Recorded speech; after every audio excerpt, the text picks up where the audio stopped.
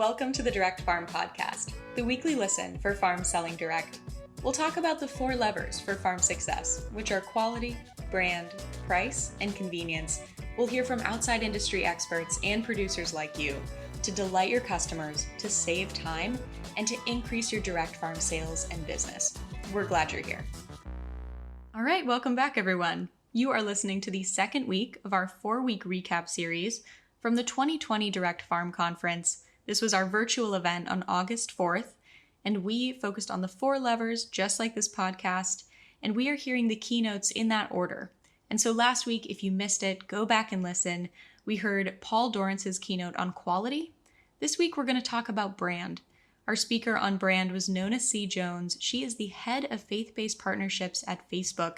She is an incredible speaker and author of the book From Social Media to Social Ministry. She is also a pastor and a mother and a wife, and she joined us to share some parallels between faith and farming, as well as the incredible opportunity and some really actionable go-dos to make this happen for your farm. So here's Nona C. Jones and her keynote, From Faith to Farming, Why Online Efforts Are Critical to Brand. Well, hey there, everyone. I'm Nona Jones. I'm really just so honored and privileged to join you for this conference, to get an opportunity to connect with you and share my passion for branding and community building online. Before I get into the content, however, I do want to just tell you a little bit about me. So my husband and I have been married for 16 years now. If our marriage was a person, they could go to any driver's license office and get a license, which is crazy to me because I got married a month out of college. But we have 2 sons. My oldest is 10 years old. My youngest is 7 years old. My day job is leading faith partnerships at Facebook. But in addition to that, my husband and I pastor a local church here in Florida where I live. And I have written a couple of books, and I get a chance to speak and teach all over the world, which is just such a thrill for me. So as I share some ideas and thoughts around how observations I've made in the faith sector can intersect with opportunities for the farm industry, I just want you to know that I'm not speaking in abstractions. I myself am a person of faith, and so everything I'm sharing are out of my lived experiences. So let's do it. So just to start with framing, the thing that you have to know is there's actually a lot that communities of faith and farming have in common, one of which is that they both exist to nourish the community. Of course, we know in the farming industry, it really is about nourishing the physical health of people. Well, in the faith community, it's about nourishing the spiritual and the emotional and the mental health of people. And I think another common factor, another commonality is, they both are built on the idea of trust. They both are built on the need to serve people, and they're both premised on the idea of healing people from what hurts, healing people from what ails them. So there's actually a lot that faith and farming have in common, even though, on the surface, it seems like they're so vastly different. So let's also talk about the realities of faith as well as farming. So, if you go 2 blocks in most cities, you'll probably come up against 10 churches within that 5-minute walk, right? Similarly, there is a lot of competition in farming as well. And they're both impacted by new technology. And I'll get into this more in a moment, but, with the advent of social technology in particular, it kind of has disrupted the way that people have been practicing their faith, the way that they've been expressing their faith. Even before COVID-19, which of course closed the physical doors of like every church on earth, every mosque on earth, every synagogue on earth, every temple on earth, even before that happened, the idea of people gathering online to connect with faith communities was happening pretty frequently. And so, there has been a disruptive element to the way that the faith sector has learned to function and to operate. And I think similarly, that has happened in farming as well. So now that we kind of know what faith and farming have in common, I want to start to build a foundation on what is brand? What is it? Because before we talk about how to build a strong brand, we really need to understand what a brand is in the first place. And the first thing I want you to know is whether you know it or not, you already have a brand. Because your brand is essentially just your cumulative customer experience, and it's the way that people feel about your farm, the way that they feel about the experience that they have with you and your products, because every interaction counts. It's not just what happens, when they are actually on your physical property. It's how they're interacting with your farm every opportunity that they get. All right. So think about your brand that way. It's much more comprehensive than people typically imagine. So let's think about that a little bit longer. You already have a brand, whether or not you have a social media presence or a website or a logo even. Your customers have an experience with you and with your farm and with your products. It's a conversation that they have with you at the farmer's market. It's the experience of getting the food, the ordering experience, how easy it is to then actually get their food in hand. It's even how frequently they're getting newsletters from your farm, or if your social media is consistent with your website. These are all aspects of brand that come together to create an experience that the customer has. And what we found, and why brand is so important, is that customers who connect with your brand are actually 3 times more likely to become repeat loyal buyers. This means that they're 3 times more likely to come back to your farm to purchase again and again, which means recurring sales for you. It means a stronger community relationship between the people growing food and those consuming it. And it's just better for everyone. So let's hear from Nona how to begin to go do that. So when we think about the traditional methods of gathering, we think about the traditional methods of building a community. A lot of us think about the traditional town square. We think of the place where everybody physically goes to meet up. And in many instances, it could potentially be a marketplace. But right now, there is a new town square and it's online, it's in the digital space. So the question becomes, are you there? You'd be surprised how many churches have actually said they refuse to have a website. They refuse to have a Facebook page. They refuse to have an Instagram account because they believe that the real experience of church has to happen online. As a matter of fact, when I first got into my role at Facebook, I reached out to the church communications director of a very large church. 30-something thousand members.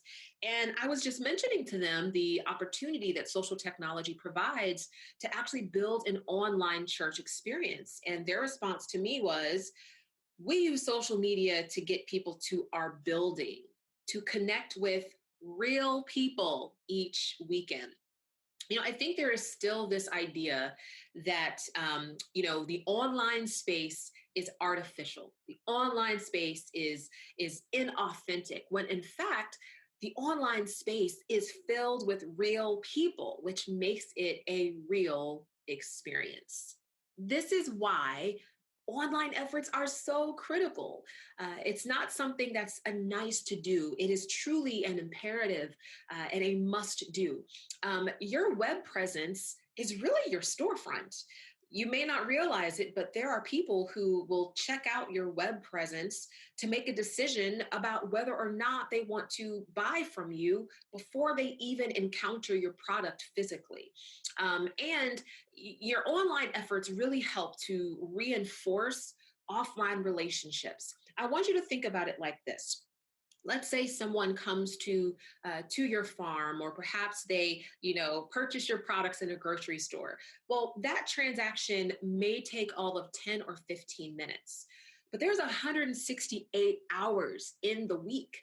So that means there's 167.75 more hours that people can be interacting with you, interacting with your farm, interacting with your values in order to build a deeper relationship.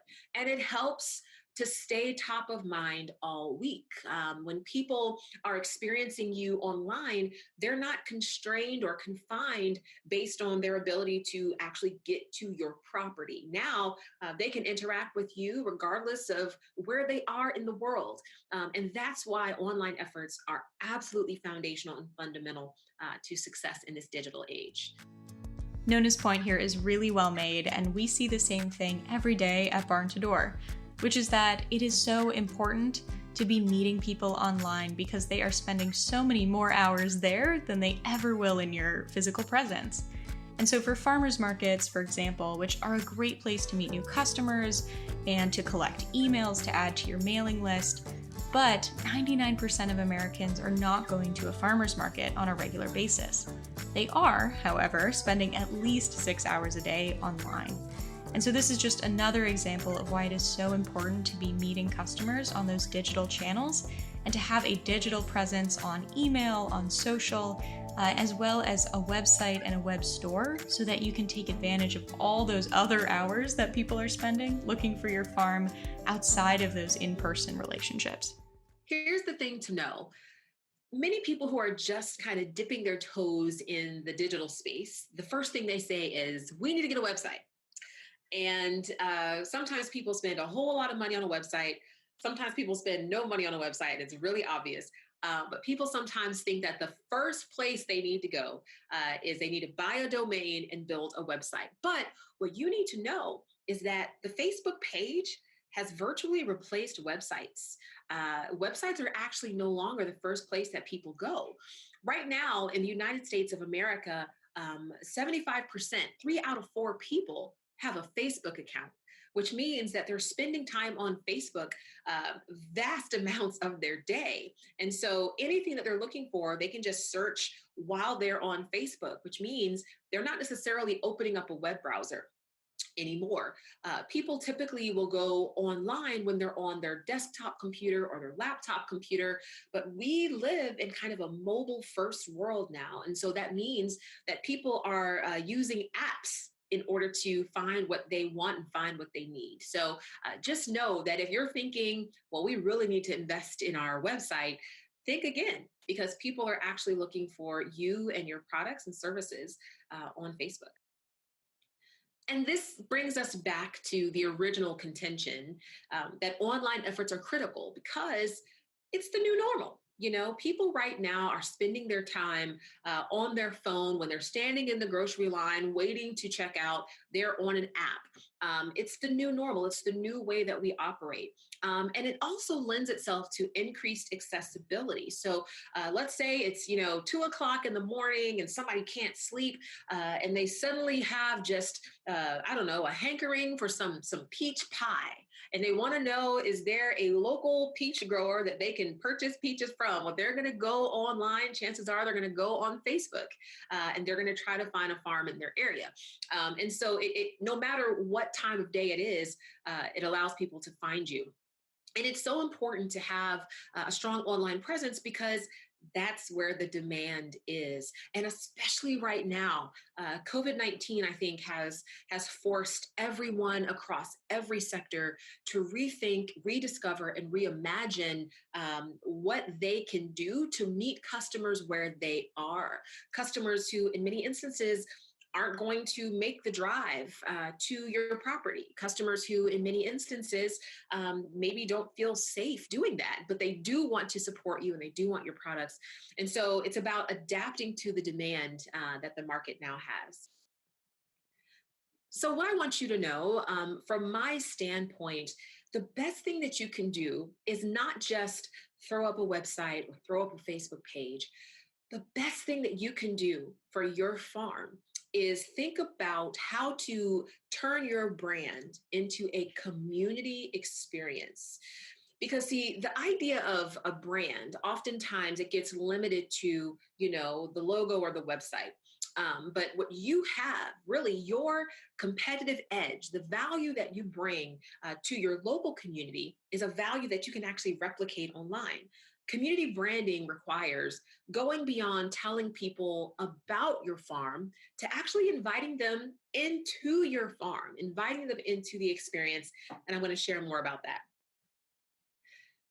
So I wrote a book called From Social Media to Social Ministry.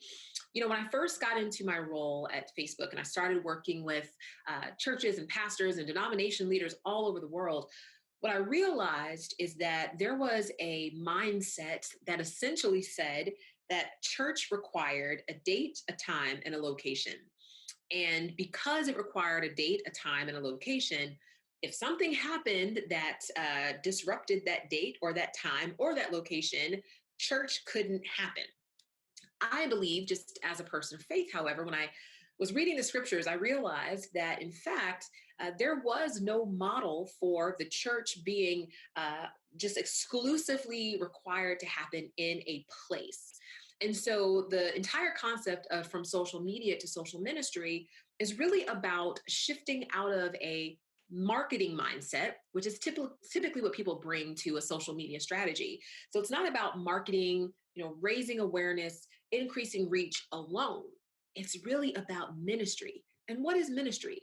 Ministry is meeting people where they are, discovering the needs and the interests that they have, and finding a way to connect them with other people who have similar interests and needs. So, a few things here. It's been said that content is king. And that is true. When you get into the social media space, you really should have content. I mean, you want people to actually see something when they come to your page. But what you need to know is, although content is king, engagement is emperor. The way that these various social platforms, all of them, the way that they work is they try to ensure that people only see the content that they want to see, which means the algorithms that determine what's called distribution of content, they really determine that distribution based on how those people engage with that content. So if the people like it, if they make a comment, if they tag a friend, if they share it, the algorithm recognizes that, oh, this is content that they may want to see more of. So it's not just about content. It really is about engagement, because the more that people engage with your content, the more likely they will see it. A couple of years ago, the algorithm for Facebook pages was changed, and there was a lot of just weeping and gnashing of teeth because people had invested very deeply in building their page following, but the algorithm changed such that people only saw content if they actually interacted with the page. And so this is why I want to make sure you understand this is foundational to community branding, is engagement, driving engagement. The second thing is, marketing, again, it's really all about reach. It's about followers. And there are many people who are really excited to have a lot of people following their page. But what you don't know is that just because there's a lot of people following your page, that doesn't necessarily translate into sales unless you're able to turn those followers into a community. And the platform on Facebook that is absolutely focused on community building are Facebook groups. And this is something that, funny enough, many entities do not invest enough in. But Facebook groups really become the place where people can get to know you, they can get to know each other, and they can have conversations, which I think you as a farmer or a farm owner are uniquely situated to foster conversations about what it means to farm. And I think that is something that can excite people tremendously. The third thing, and I want to emphasize this because I think sometimes when we, work in the social media space, we start thinking that we have to use gimmicks and we have to, use all different types of, creative tactics in order to get people to engage with us. But in fact, we just have to be ourselves. Talk about the things that matter to you. Talk about not just, what you're selling, but talk about the values that you have that are actually leading to producing the high quality that you produce on a regular basis. Authenticity really, really matters. And you have to also know, I think right now, because we live in a society that is very much so focused on health and wellness, you actually have the opportunity to engage with people in an authentic way who may be struggling with, living a healthy life, and they're trying to figure out how they can do this. You're uniquely positioned to lead that conversation. And I always like to give this framing.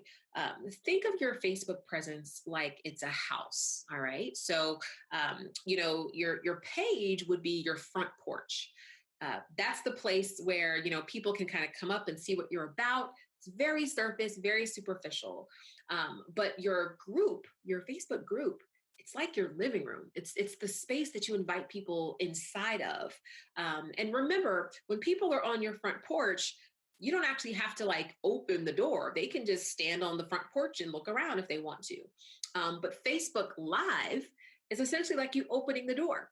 And so I want you to think about, as you think about a community branding strategy, I want you to think about using Facebook Live to kind of open the door to your farm, to give people, kind of a behind the scenes experience of what it's like, to actually invite people into the experience of farming and why what you are producing should matter to them, especially in the way that you're producing it. So again, your page is like your front porch. Facebook Live is like you opening the front door, and your group is like your living room. So that becomes the place where you have those authentic conversations, where you can drive engagement and where you can build community. The other thing you should know about Facebook groups, and this is something that I've really been trying to emphasize across the faith partners that I'm working with, is right now, the algorithm actually treats Facebook groups better than pages. So the way that the algorithm kind of ranks content is family and friends. What they share is considered the highest. And then right below that is groups. So when you create a group and you invite people to join the group, the assumption is if they join the group, it's because they want to see what you have to say. So I want you to, again, to just think about your brand, not in terms of just the logo, not just in terms of the website. Think of your brand as who you are. And I want to go back to something I said earlier. It is absolutely true that you already have a brand, but just because you have that brand, that doesn't mean that that's the only brand you can have. You can change your brand. If for some reason people don't think of you in the terms that you would like them to think of you, you can actually change that. It really is up to you. And so I think the last thing I just want to leave you with, because at the end of the day, what you do is hard work. It's necessary work. You're thought leaders. You are thought leaders.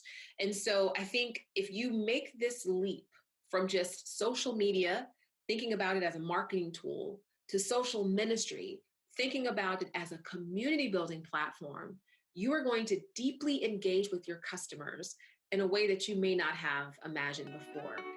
Great to hear the inside scoop from Nona on the difference between pages and groups and using Facebook Live, and the importance of that community engagement. And in addition to the go-dos that she offered, I want to encourage you to think about promo codes. We've seen at Barn to Door that farms who use promo codes drive 25% more monthly revenue. And so get creative with ways that you could even use promo codes to drive some of that engagement, whether it's offering a certain amount off of a given product and you hold a recipe contest, or ask people to post pictures of what they did with that to get people engaged and sharing, as well as driving sales. Promo codes could be a really effective tool to do that. So I mentioned that I've written a couple of books. My book, From Social Media to Social Ministry, it includes various tips and tactics and case studies from organizations that I've worked with over the years in order to provide some very tangible, just useful tips on how you can make that shift, how you can make that leap. The thing that I want you to know is at the end of all of this, if you can build a community of people who understand who you are, you will have built your own fan base. And many times people buy things not just because they saw an advertisement, not just because they came across an ad online. They buy things because people are excited about it. And if you use Facebook groups and you build this community branding strategy, I can guarantee you, people are going to be excited about you. They're going to be excited about what you stand for, and they are going to become the ambassadors for your farm. So I want to thank you so much for joining me. I just want to summarize very quickly a few thoughts for you. Remember, you already have a brand. But your brand is not just your logo. It's not just the elements of who you are. It's not just what people see. It's the experience that they have. And right now, we're all online anyway. So you might as well be online doing it well. But remember, doing online well is not just about sharing content. Content matters, and you absolutely should share content. But beyond sharing content, you want to always be thinking about building community. Instead of making statements, ask questions. Connect people to each other. Get to know the people who follow your page or who are in your Facebook group. And by doing that, you will be building a connected community of people. Remember, being online is critical because that's where the people are. We have to adapt to the demand and the way that people actually make purchases today. And I really want you to remember this.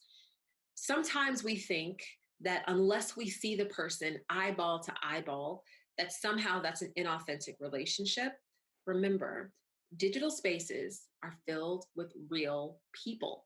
So you can build real relationships with people online. Thank you so much for joining me. And please know that I am accessible and available to answer questions that you have. You can connect with me on social. My handle is at Nona, not Nora. And I do my best to respond to messages because I love to hear from you. So thank you for your time and your attention. I'm wishing you the absolute best as you set out in this new digital town square. All right, hopefully that session has you really excited to go build your brand online, to meet all of those real people in those digital spaces. We were so grateful to Nona for sharing her insights and her experience, and you are going to want to be right back here next week. We are going to hear from Paul Grieve, who talked to us about price. And if you are using cost plus pricing, think again. He is going to challenge you on that. So I hope you have a great week. We'll talk to you again soon.